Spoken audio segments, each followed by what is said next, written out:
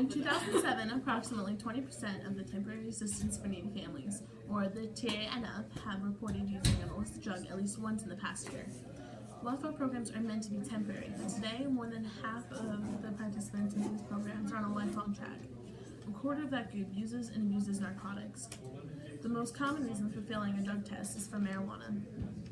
The children of these families are at a higher risk of becoming addicted to a drug at an earlier age. With welfare and government aid being a necessity of life, the key aspects of the issue stem from the economic standpoint of the argument. In order to receive government aid, families must show the proof of hardship in their lives, and the northern and southern regions of the United States are, in fact, in disagreement with government aid testing because it could be a violation of the Constitution. The graph on the left shows the states that currently require drug testing of welfare recipients, and the graph on the right shows the states that are considering passing the law. As you can see, the east side of the country is much more supporting of the idea than the west. By passing these laws, it could promote overall employment in the United States by making it more difficult for people to obtain free welfare that do not really need it. When testing took place in Florida in 2011, over 2% of the state's applicants for welfare assistance failed the drug test, and the most common reason for failing was illegal marijuana use. Families in welfare programs receive taxpayer money that should go to people that really need it, and hardworking families that are trying to earn their money the way that they should. Not someone who just throws their money away on an illegal drug or just a bad habit that they've created for themselves. The southernmost regions of the United States are more for the testing rather than the northern ones. As you can see by the graph, the economy is very different. When slavery was a popular conflict in the United States, the North opposed it because of the violations in the Constitution, more so with the Fourth Amendment, and the South more agreed with slavery because it was a major part of their economy, just like drug testing for government aid is. Most U.S. citizens are saying no to testing because it's unconstitutional and unnecessary. It's said to infringe on people's rights stated in the Fourth Amendment of the U.S. Constitution, which bans unreasonable searches and seizures. Obligation in the Fourth Amendment does not have intentions of forcing people to give up their right to privacy to acquire their necessities for life. It is for the sole purpose of helping needy families get what they need without people trying to use it for unnecessary narcotics. For most U.S. citizens, personal privacy is one of the more important ideals of the United States, and drug testing interferes with that. But drug testing can also be used for the better of the community, the state, and the country as a whole. The United States today has a defined amount for a poverty line for the average family of four, which is in fact $24,000 and a little bit over. The United States spends approximately $5.5 billion a year on the government aid programs. The families who deny the benefits are the ones who failed the drug tests.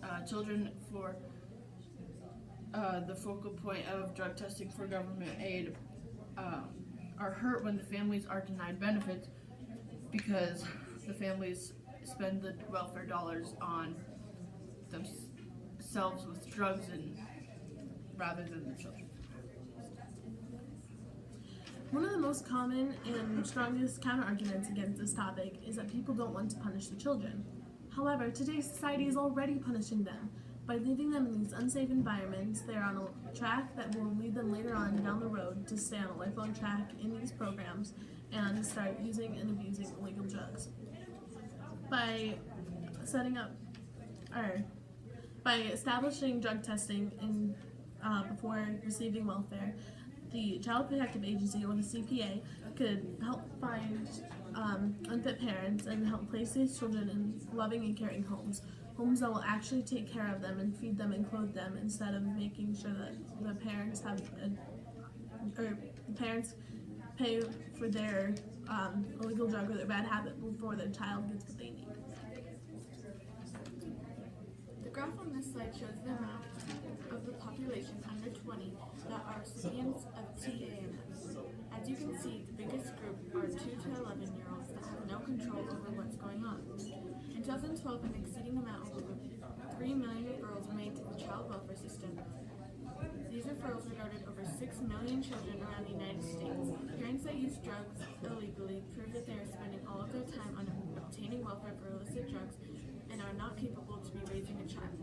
Implication of drug testing recipients will not only stop illicit drug users from having government aid benefits, but also raise the young children of the United States with a more prominent and successful life. However, the kids aren't the only ones who need help in these situations. Addiction is a difficult obstacle to overcome, let alone trying to do it by yourself.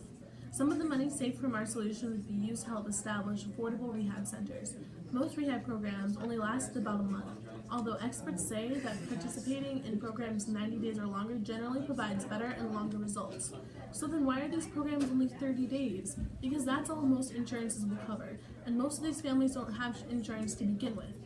By implementing drug testing to receive financial aid, there will be enough money saved to help these people create a better lives for themselves and their kids later on down the road. There will be an implication for drug testing for government aid, and those who fail the tests will be denied benefits, and the families who have addicts who are abusing the stage 1 narcotics will be put into rehab centers, and the children will be going into safe homes. One of the biggest limitations is the marijuana laws in the different states. The drug tests would